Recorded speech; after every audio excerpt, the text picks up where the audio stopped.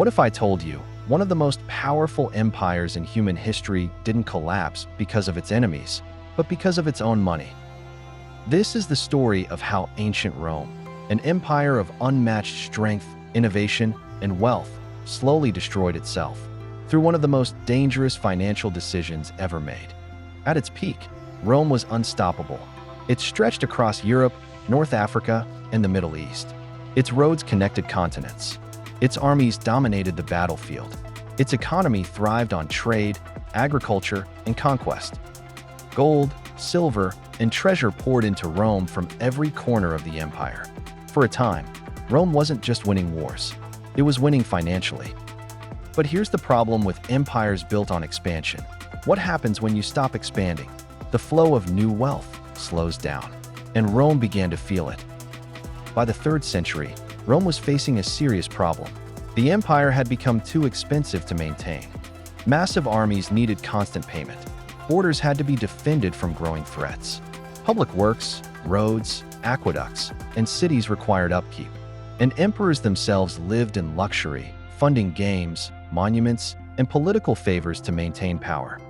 Rome wasn't just rich anymore, it was overextended. And instead of making hard financial reforms, Rome made a choice, a dangerous one. They began to change the money. At the time, Roman coins, especially the denarius, were made primarily of silver. People trusted these coins because they had real, intrinsic value. But the government saw an opportunity. What if we could make more coins without needing more silver?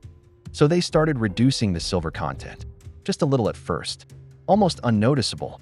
A coin that once had nearly pure silver was now mixed with cheaper metals. But it still looked the same, still carried the emperor's image, still circulated as if nothing had changed. And that's how it began. Quietly, strategically, dangerously. This is what we now call currency debasement. And it's one of the oldest financial tricks in history. At first, it worked perfectly. By producing more coins with less silver, the government could pay soldiers, fund projects, and cover expenses without raising taxes. It felt like free money. But in reality, it was the beginning of the end. Because money only works when people trust it.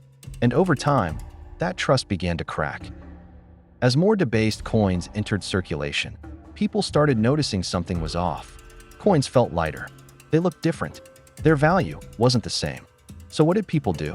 They adapted. Merchants began raising prices. Why? Because they needed more coins to match the same value. If yesterday one coin bought you bread, today it might take 2 or 3. This was inflation, and it spread fast. The more Rome debased its currency, the faster prices rose. And then came the real problem. Confidence collapsed. People stopped trusting Roman money. Wealthy citizens began hoarding older coins, ones with higher silver content. They refused to spend them. Why trade real value for fake value? This created a dangerous cycle. Good money disappeared from circulation.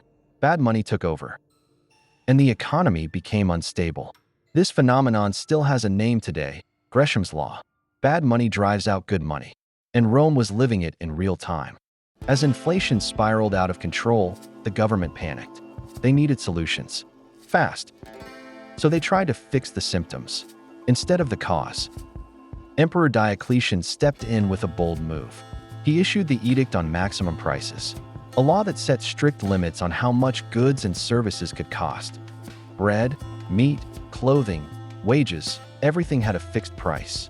On paper, it sounded like a solution. Control prices, stop inflation. But in reality, it made things worse. Merchants refused to sell at low prices. Why would they, if the money they received kept losing value?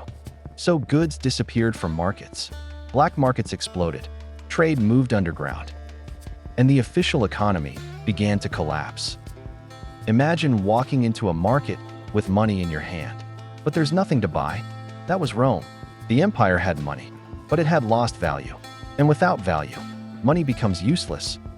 As trust in currency vanished, people returned to older systems.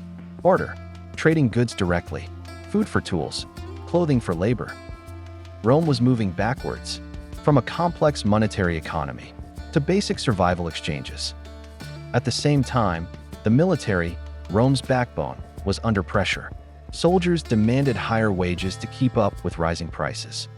The government responded the only way it knew how, by producing even more debased coins, which only made inflation worse. It was a loop, a financial death spiral. More money, less value, higher prices, lower trust, repeat. And while all this was happening internally, external threats were growing. Barbarian tribes pushed against weakened borders. Political instability increased. Emperors rose and fell rapidly. And Rome, once united and powerful, began to fracture, not overnight, but slowly, piece by piece, decision by decision, until eventually, the Western Roman Empire collapsed. Not just because of invasions, but because its financial system had already broken it from within. And here's the part that matters most. This isn't just ancient history. This is a pattern, a warning, because the same principles still apply today. When governments overspend, when they manipulate currency, when money loses real value, the consequences are always the same. Inflation, loss of trust, economic instability. Rome didn't fail because it was weak. It failed because it ignored financial reality. And once trust in money is gone, everything else follows. Empires rise with strong systems, but they fall when those systems break.